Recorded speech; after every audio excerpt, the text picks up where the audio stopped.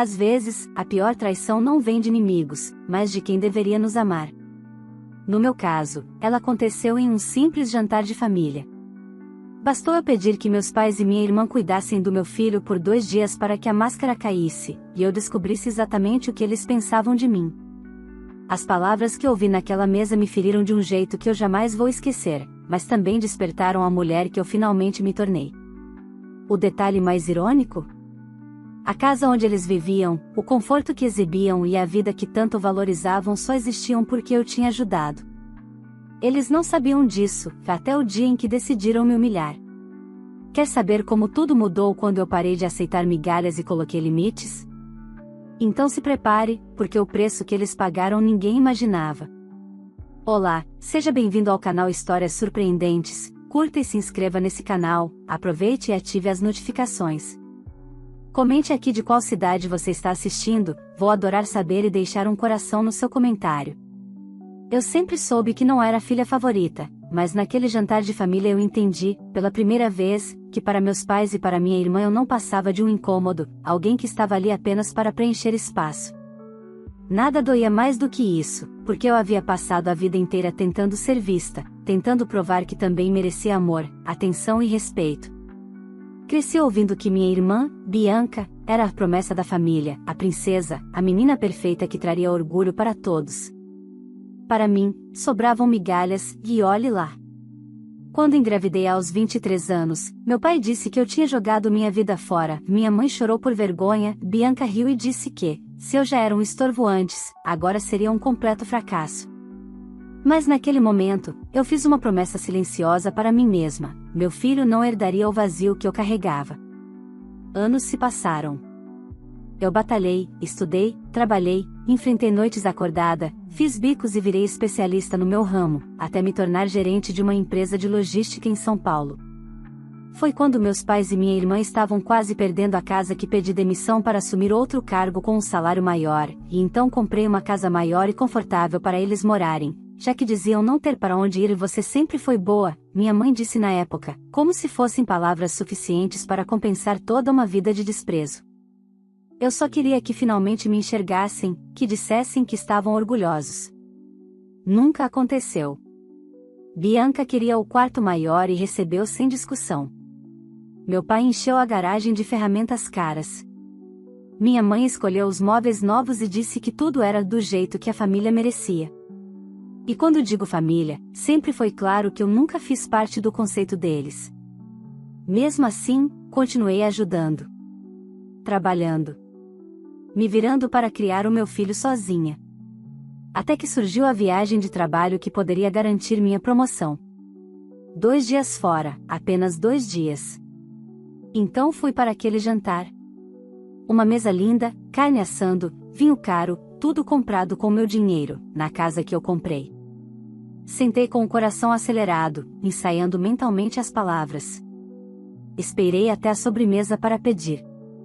E quando pedi, tudo desmoronou. Eu só precisava que meus pais e minha irmã ficassem com meu filho, o Lucas, por 2 dias. Só isso. Minha mãe largou o garfo na mesa e disse, sem hesitar, não vamos ficar. Você nunca contribuiu com nada para a família e ainda vem pedir que cuidemos desse moleque. A resposta é não. As palavras foram frias, afiadas, cruéis. Mas o que realmente destruiu algo dentro de mim foi o sorriso da minha irmã, enquanto completava, você quis ser mãe, agora se vire para cuidar também. Aquele sorriso, eu nunca vou esquecer. Era desprezo puro. Nem um vestígio de amor. Nem um traço de empatia. E naquele segundo, eu finalmente enxerguei a verdade, eu estava implorando por consideração a pessoas incapazes de amar alguém que não fosse Bianca. Senti uma onda quente subir pelo meu corpo, mas pela primeira vez não chorei. Eu apenas respirei fundo e disse a frase que virou meu mundo, e o deles, já ao avesso, então vocês têm 30 dias para sair da minha casa, ou começam a pagar aluguel. O silêncio que se instalou foi quase ensurdecedor. Minha mãe empalideceu. Meu pai arregalou os olhos. Bianca quase deixou o copo cair. Nenhum deles acreditava que eu fosse capaz de colocá-los contra a parede. Mas naquele instante, eu deixei de ser a filha rejeitada. Algo dentro de mim acordou, algo que eu nem sabia que existia. E a partir daquele momento, cada escolha que fiz, e ainda faria, mudaria completamente as nossas vidas. Porque naquele jantar eu entendi, o amor não justifica a humilhação. E quando uma família escolhe machucar alguém repetidas vezes, um dia a conta chega. Eles só não imaginavam o preço. Depois do jantar, eu dirigi para casa com o Lucas dormindo no banco de trás, agarrado ao boneco de super-herói que ele não largava por nada. A cidade passava pelas janelas como um borrão, mas minha mente estava mais clara do que nunca. Pela primeira vez na vida, eu não estava pedindo para ser aceita. Eu estava colocando limites. E era assustador, mas libertador. Quando cheguei em casa, coloquei Lucas na cama e fiquei parada na porta do quarto dele observando sua respiração tranquila. Ele era a única coisa boa que eu tinha construído em meio ao caos. A única pessoa no mundo que me amava sem condições. E era por ele que eu precisava ser forte. No dia seguinte, acordei com dezenas de mensagens da minha mãe e do meu pai, algumas exigindo explicações, outras dizendo que eu era ingrata, egoísta, cruel. Uma delas dizia: "Depois de tudo que fizemos por você, é assim que você nos agradece?" Eu reli a frase 3 vezes tentando encontrar algum sinal de ironia, mas não havia. Eles realmente acreditavam que eu devia algo a eles.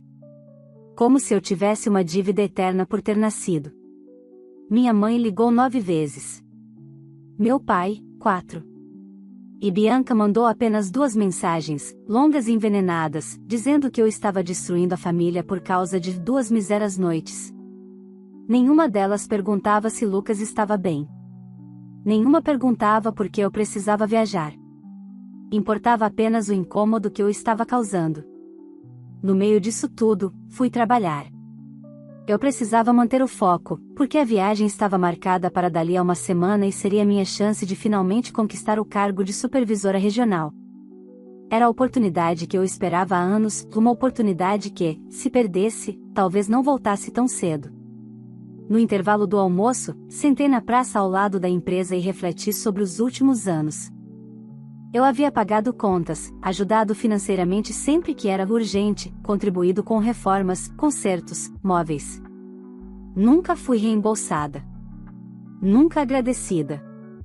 Meus pais moravam na minha casa sem pagar um único centavo. E mesmo assim diziam que eu não contribuía. Quando finalmente decidi responder às mensagens, fui objetiva: vocês têm 30 dias para decidirem se vão desocupar o imóvel ou pagar aluguel. Estou enviando um contrato e valores pelo WhatsApp. A sensação de apertar o botão de enviar foi quase física, como se eu estivesse devolvendo a mim mesma algo que tinha sido tomado silenciosamente por anos. A resposta foi imediata, e exatamente o que eu esperava. Meu pai: você acha que vamos pagar aluguel para a própria filha? Minha mãe: que vergonha! O que as pessoas vão pensar se souberem? Bianca: você está surtando. Depois vai pedir desculpas. Mas eu não estava surtando. Eu estava acordando. Enviei o contrato com o valor estabelecido de aluguel, muito abaixo do preço de mercado, mas justo. Era minha última tentativa de manter alguma decência na relação. A reação deles foi ainda pior. Meu pai me ligou gritando, minha mãe chorou e Bianca passou a fazer campanha com parentes contra mim. Tias, primos e até uma vizinha velha apareceram no meu WhatsApp com opiniões que ninguém pediu.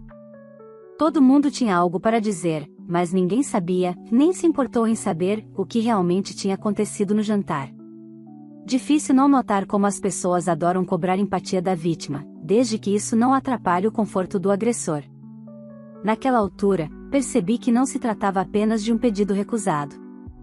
Era sobre o lugar que eu ocupava naquela família, o de quem serve, mas nunca é servido. A filha útil, mas nunca amada. A mãe solteira que precisava se virar sozinha, porque foi escolha dela.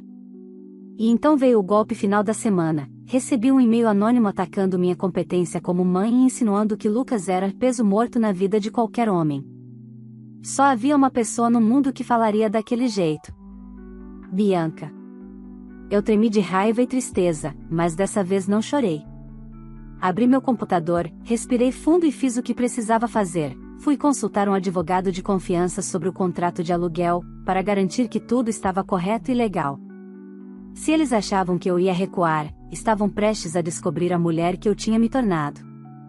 O relógio estava correndo e os 30 dias iriam passar mais rápido do que eles imaginavam. A guerra silenciosa havia começado, e eu estava pronta. Os primeiros 10 dias passaram como uma tempestade. Meus pais e Bianca ignoraram completamente o contrato, como se a minha decisão fosse apenas um surto passageiro. Continuavam postando selfies felizes na sala da minha casa, comemorando aniversários, fazendo churrasco aos domingos, enquanto por trás me desprezavam. Eles tinham certeza absoluta de que eu iria voltar atrás. Mas não voltei. E foi justamente quando perceberam isso que as coisas começaram a ficar feias. Num sábado de manhã, quando eu estava tomando café e ajudando Lucas com um desenho para a escola, meu pai apareceu na porta do meu apartamento sem avisar. Ele entrou sem pedir permissão, como sempre fez na vida. Não perguntou como eu estava, não perguntou do neto. Apenas passou a mão nos cabelos e disse: "Sua mãe não está dormindo desde aquele jantar. Bianca está profundamente magoada. E você quer mesmo nos tirar de casa agora que estamos fragilizados?" A velha tática: culpa, manipulação, chantagem emocional. Mas dessa vez não funcionou. Respondi calmamente, com Lucas ali por perto: "Vocês têm 20 dias para assinar o contrato ou procurar outro lugar. Não vim aqui para discutir isso mais." Meu pai olhou para mim como se eu fosse um monstro. Pela primeira vez, eu o vi com clareza: não era amor, nunca foi. Era posse. Controle. Eu não estava perdendo uma família. Eu estava me libertando de uma prisão emocional. No dia seguinte, Bianca começou a agir. Ela sempre foi inteligente, só usava a inteligência para as coisas erradas. Criou um grupo no WhatsApp chamado Família em Crise, adicionou parentes e começou a inventar uma narrativa na qual eu era cruel, desumana, egoísta e estava jogando os pais na rua por causa de orgulho e um pedido bobo. Minha caixa de mensagens explodiu novamente com julgamentos gratuitos de pessoas que só lembravam da minha existência quando precisavam de algo. Foi quando eu decidi que ninguém falaria por mim. Gravei um áudio no grupo: "Vocês não estavam no jantar. Vocês não ouviram minha mãe chamando meu filho de moleque. Não ouviram minha irmã zombando de mim por pedir 2 dias de ajuda. Vocês nunca estiveram presentes quando eu trabalhava, estudava e chorava sozinha para criar meu filho. Eu comprei a casa onde eles moram, paguei todas as contas por anos e nunca recebi um obrigada. Ainda assim, só pedi 2 dias, e fui humilhada. Agora, pela primeira vez, estou colocando limites. E limites só incomodam quem se aproveitava de você." Enviei e silenciei o grupo. Não li mais nada. Pela primeira vez, eu escolhi minha sanidade. Os dias seguintes foram silenciosos, silenciosos demais. Eu sabia que aquilo não significava paz. Significava movimentação. Eles estavam pensando em alguma forma de virar o jogo, porque não suportariam a ideia de perder a vida confortável sustentada por mim. E a reação veio quando eu menos esperava. Faltando 13 dias para o prazo final, recebi uma notificação no portão do meu apartamento. Era um oficial de justiça. Meus pais haviam entrado com um pedido de usucapião familiar da casa, alegando que moravam ali há anos e que eu estava tentando despejá-los de forma abusiva. Eles estavam tentando tomar a minha casa legalmente. Fiquei paralisada. Bianca tinha arquitetado aquilo. Eu conhecia sua arrogância e a forma como ela sempre imaginou que tudo devesse pertencer a ela. No entanto, eles esqueceram um detalhe crucial: eu tinha guardado todos os comprovantes. Mensagens agradecendo por eu tê-los tirado das dívidas, transferências bancárias, recibos da imobiliária, escritura no meu nome. Se eles queriam transformar a disputa em guerra jurídica, eu estava pronta. Levei a papelada ao advogado, que analisou tudo com frieza e objetividade. Eles não têm chance de ganhar. Mas é claro que isso vai gerar estresse. Prepare-se. Pessoas que vivem às custas dos outros reagem com violência quando percebem que perderam o provedor. Eu já sabia disso melhor do que ninguém. À noite, enquanto Lucas dormia e a casa estava em silêncio, uma mensagem chegou da minha mãe, longa e cheia de veneno, o discurso clássico da mãe vítima que pinta a filha como a pior mulher do mundo. Mas no fim havia uma frase que me arrepiou por completo: "Você acha que seu filho será diferente? Ele vai te abandonar exatamente como você está nos abandonando agora. Você está destinada a morrer sozinha." Eu tremi. De raiva, de dor, de choque, mas também de clareza. Aquela frase era a prova definitiva de quem ela era. Ali, eu enterrei qualquer esperança de reconciliação. O prazo estava acabando, o processo estava correndo na justiça e a viagem de trabalho se aproximava. Tudo acontecia ao mesmo tempo. Mas havia algo que eles não sabiam. Eu tinha acabado de receber o telefonema que mudaria o rumo de tudo, e eles não iam gostar nada do que estava por vir. O telefonema que recebi naquela noite veio da diretora da empresa. Era curto e direto: eu havia sido oficialmente selecionada para representar a companhia no evento empresarial em Salvador, a viagem que garantiria minha promoção. E mais do que isso, a empresa tinha fechado uma parceria com uma rede internacional de logística e eu seria responsável por liderar o novo setor. Era o tipo de oportunidade que muda carreiras, muda vidas. Depois de tantos anos batalhando, tudo finalmente estava acontecendo. Mas enquanto eu comemorava em silêncio, eu sabia que meus pais e Bianca fariam de tudo para deter minha ascensão, porque a minha evolução sempre foi vista por eles como uma ameaça, nunca como uma conquista. 2 dias depois, fui ao escritório do advogado para assinar os últimos detalhes relacionados ao contrato de aluguel e ao processo de usucapião. E foi lá que recebi outra notícia surpreendente: o juiz havia dado uma liminar favorável a mim. Meus pais e Bianca teriam que pagar o aluguel imediatamente ou desocupar a casa em até 15 dias. O advogado concluiu: agora é oficial. Não importa quantas manobras tentem, eles não têm base legal. Senti um misto de alívio e tristeza. Eu nunca imaginei que um dia precisaria da lei para me proteger das pessoas que deveriam me amar. A reação veio rápido. Assim que meus pais receberam a notificação judicial, meu celular explodiu, não com desculpas, mas com acusações. Minha mãe agora dizia que eu estava expulsando idosos de casa, fingindo fragilidade para tentar comover. Bianca mandou áudios longos, cheios de ódio, dizendo que eu era uma vergonha para a família e que queria aparecer com esse papo de viagem. Meu pai foi o único que não atacou diretamente, mas enviou uma mensagem seca: "Você vai se arrepender." Tática de intimidação número 327, ameaça emocional. Eu não respondi. Naquele momento, qualquer contato só me drenaria. Aprendi tarde, mas aprendi: quem tenta te destruir nunca merece explicações. Os dias passaram, e enquanto eu me preparava para a viagem, uma coisa estranha começou a acontecer: minha mãe, meu pai e Bianca pararam de me procurar. Nenhuma ligação, nenhum áudio, nenhuma indireta para parentes. Silêncio total. Não era paz, era um prenúncio. Eles não tinham desistido. Estavam calculando. Na mesma semana, recebi uma ligação inesperada da escola do Lucas. A diretora queria conversar pessoalmente. Fui até lá com o coração acelerado, imaginando 1000 cenários. Ao sentar em sua sala, ela respirou fundo antes de falar: "Ana, recebemos uma denúncia anônima de que o Lucas estaria sendo negligenciado emocionalmente e que você estaria planejando deixá-lo sozinho para viajar." Era Bianca. Eu sabia instantaneamente. Ela sempre atacava onde doía mais. Felizmente, a escola conhecia meu envolvimento e dedicação com o meu filho. As professoras elogiaram meu cuidado, minha presença constante e o desenvolvimento saudável dele. A denúncia foi arquivada na hora. Mas a diretora fez questão de me alertar: alguém está tentando destruir sua reputação como mãe. Tome cuidado. Voltei para casa com lágrimas nos olhos. Não de dor, de indignação. Até onde Bianca podia descer? Até onde minha própria família era capaz de ir para me impedir de crescer?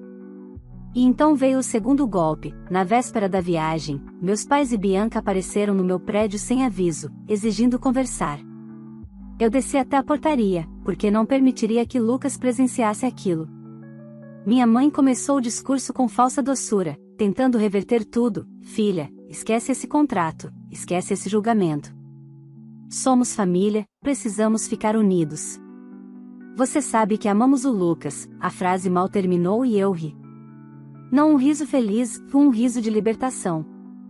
Amam o Lucas? Vocês se recusaram a cuidar dele por 2 dias. Vocês o trataram como peso. Não existe amor aí. Bianca então assumiu o tom ofensivo. Você está assim porque está cheia de dinheiro agora. Mas quando perder essa promoção, vai voltar rastejando. Foi quando eu falei com frieza, mas sem gritar. Vocês não conseguiram me impedir de vencer profissionalmente. Agora tentam destruir minha relação com meu filho. Isso acabou hoje.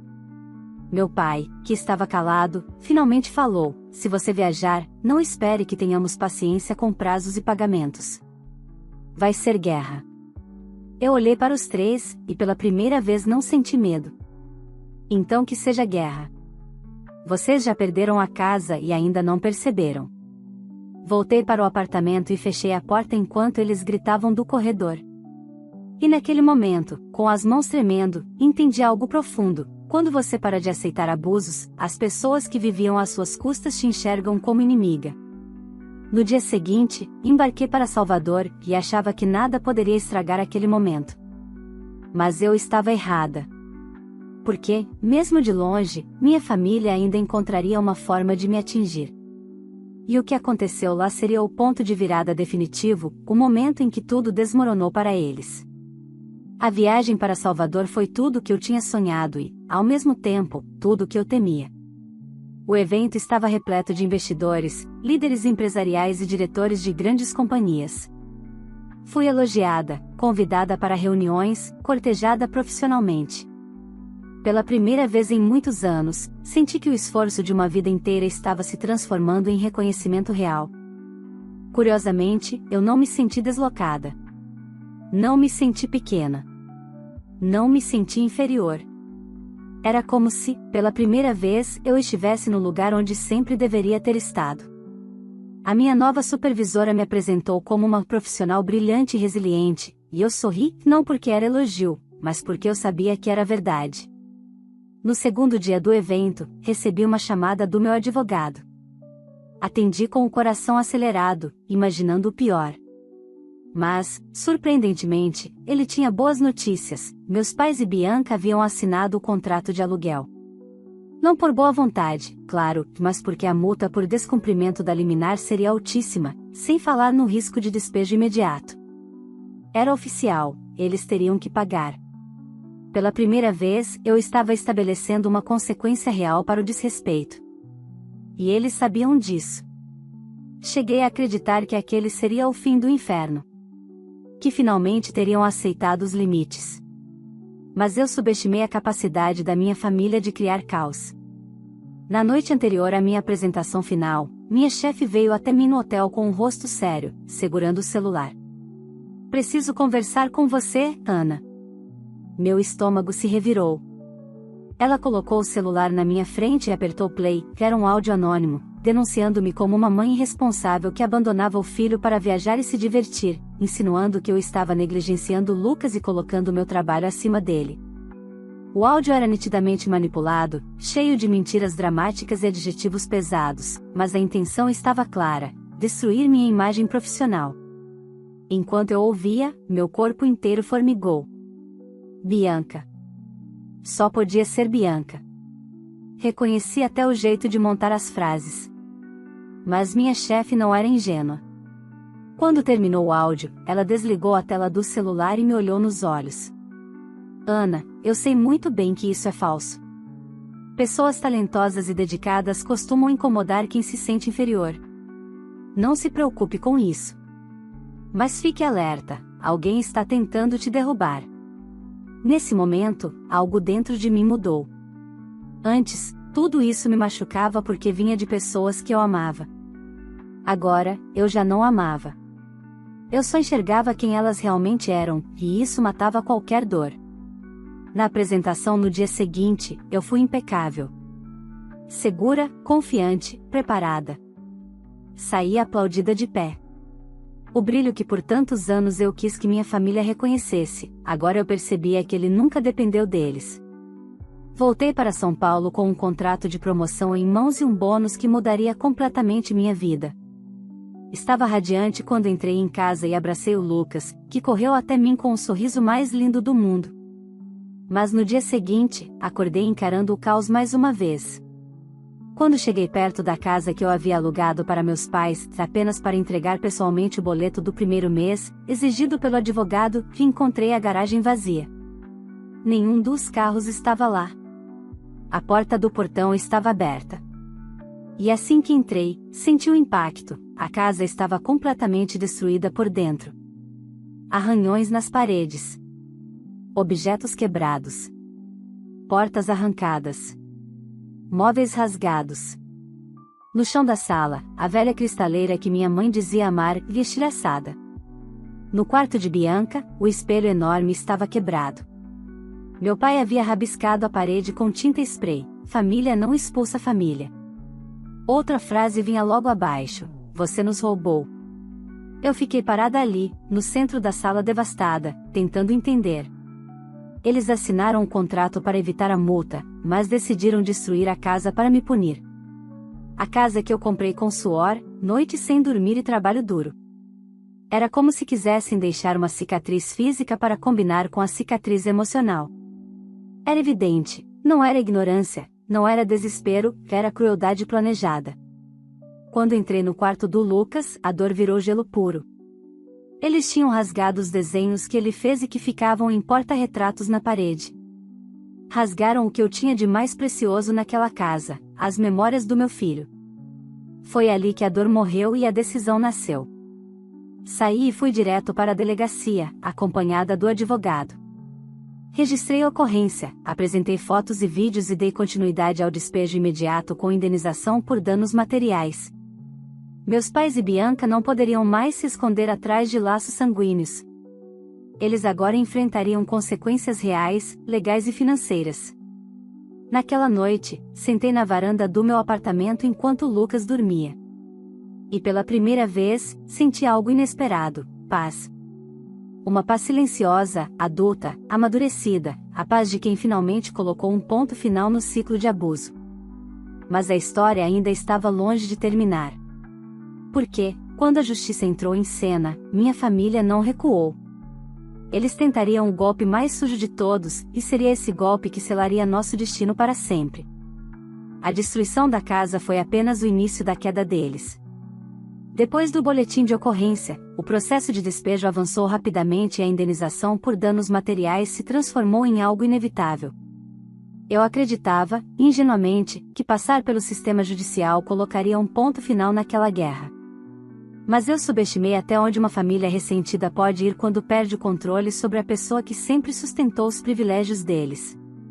3 dias depois do registro do boletim, recebi uma ligação do Conselho Tutelar. Alguém havia denunciado anonimamente que Lucas estaria vivendo em ambiente instável, cercado de conflitos familiares e sob risco emocional. A denúncia dizia ainda que eu havia exposto meu filho à negligência afetiva. Meu coração foi ao chão, mas minha mente interpretou imediatamente: Bianca. Era exatamente o tipo de golpe que ela daria, cruel, covarde e direcionado ao que mais doía em mim. Passei horas dando depoimento. Apresentei boletins médicos, boletins escolares, fotos, mensagens e até vídeos. Lucas foi ouvido por uma psicóloga infantil treinada e saiu da sala sorrindo. Ao final, a conselheira olhou para mim com empatia e disse: seu filho é amado, saudável e muito bem cuidado. Essa denúncia foi de má fé. Mas prepare-se, pessoas que fazem denúncias falsas costumam tentar outras maneiras. Eu saí dali tremendo. Não de medo, mas de indignação. Minha família estava disposta a me destruir, mesmo que isso significasse machucar uma criança. E aquilo matou qualquer dúvida que ainda pudesse existir dentro de mim: eles nunca me amaram. Nunca amaram Lucas. Eles só amavam o conforto que eu proporcionava. Poucos dias depois, recebi uma intimação para comparecer a uma audiência. Meus pais e Bianca estavam tentando pedir na justiça uma interdição parcial alegando que eu era emocionalmente desequilibrada e incapaz de administrar minha própria vida.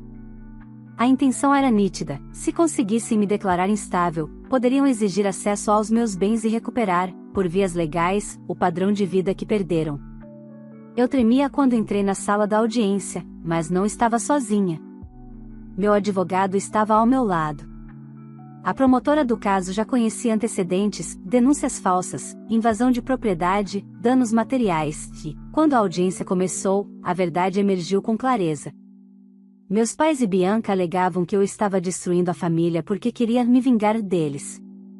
Bianca disse, com lágrimas completamente teatrais, que eu estava psicologicamente instável por criar um filho sem pai. Minha mãe declarou que eu tinha complexos emocionais antigos. Meu pai tentou insinuar que eu estava obcecada por poder. Mas foi quando apresentamos as provas que o cenário virou: fotos e vídeos da destruição da casa, prints das mensagens ofensivas, o áudio da humilhação no jantar, a denúncia falsa contra mim na escola e o registro da tentativa de usucapião familiar. A promotora encerrou a sessão com uma frase que eu nunca vou esquecer: vocês não querem proteção. Vocês querem manter a fonte de benefícios financeiros. E essa mulher não deve mais nada a vocês. O pedido de interdição foi rejeitado na hora. E, mais do que isso, o juiz aconselhou que eu entrasse com um pedido de medida protetiva por perseguição familiar, algo que eu aceitei imediatamente. Meus pais e Bianca ficaram proibidos de se aproximar fisicamente de mim e de Lucas, proibidos de fazer contato, proibidos de usar nossos nomes em qualquer tentativa de difamação. Eles perderam. Legalmente, socialmente, emocionalmente. Mas o preço que pagaram não veio de mim, veio das próprias escolhas deles. Quando saí do fórum, senti o sol no meu rosto como se fosse a primeira vez em anos. Respirei fundo, e ao olhar o celular, tinha uma mensagem da diretora da empresa: eu havia sido promovida oficialmente e passaria a liderar o novo setor a partir do mês seguinte. O salário dobraria. Meu bônus entraria na conta em alguns dias. Eu e Lucas estávamos seguros, amparados, protegidos. E o mais importante, livres. Os meses passaram. Meus pais e Bianca tentaram contatar parentes e conhecidos para inventar versões da história. Mas a verdade circulou de boca em boca. Eles descobriram o que significa perder tudo quando a única base da vida é um parasitismo emocional constante. Alugaram um apartamento simples na periferia, depois mudaram para outro menor. Finalmente, as pessoas pararam de atendê-los quando perceberam que a única forma de fazer parte da vida deles era servir de plateia para o sofrimento que eles mesmos causaram. E eu? Eu segui em frente. Sem olhar para trás. Comprei um apartamento novo, perto do parque que o Lucas ama. Viajei com ele nas férias escolares. Ele começou terapia infantil preventiva, não porque estava machucado, mas porque eu queria que ele crescesse com ferramentas que eu nunca tive. Minha vida nunca esteve tão calma. Tão minha. Tão leve.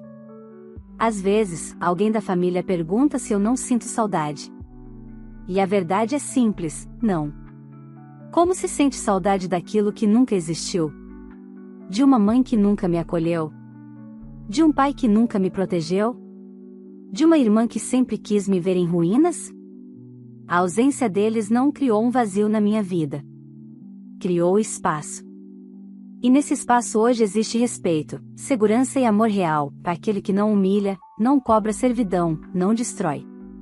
Eu não retomei contato com meus pais e minha irmã. Não desejo mal a eles. Mas desejo que eu e meu filho nunca mais sejamos lembrados por eles. Algumas portas, quando fechadas, não são tragédia. São salvação. E a minha começou no exato momento em que deixei de implorar para ser amada, e comecei a amar a mim mesma. Se você chegou até aqui, me conta nos comentários: você faria o mesmo que essa filha fez? Teria coragem de colocar limites mesmo contra a própria família? Quero muito saber a sua opinião. Aproveita e curte o vídeo, porque isso ajuda demais o canal a alcançar mais pessoas que gostam desse tipo de história. E se ainda não é inscrito, se inscreva agora no canal e ative o sininho para não perder os próximos relatos. Também peço que compartilhe esse vídeo com alguém que precisa ouvir essa mensagem, e às vezes, uma história como essa acorda pessoas que passam por situações parecidas. E antes de ir, comenta aqui embaixo de qual cidade você está assistindo. Eu leio os comentários e faço questão de deixar um coração nos comentários da galera. Muito obrigada por acompanhar até o final. Nos vemos no próximo vídeo.